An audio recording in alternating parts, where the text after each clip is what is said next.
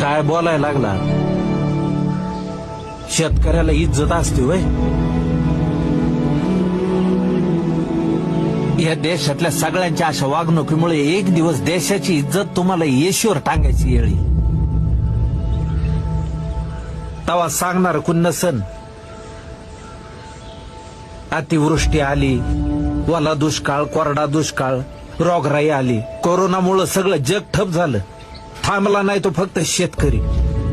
साधं टिकल्याचं पाकिट विकणाऱ्याला विचारलं काय करतो, तो म्हणतो बिझनेस आहे माझा. आणि एका धान्याच्या दाण्यापासून हजारो दाणे बनविणारा शेतकरी बिझनेसमन नाही याची लाज नाही वाटत? आणि तुमच्या या अशा नटवेपणापायी आज नवी पिढी अर्धवट शिकलेली मातीत पाय घालायला तयार होत नाही.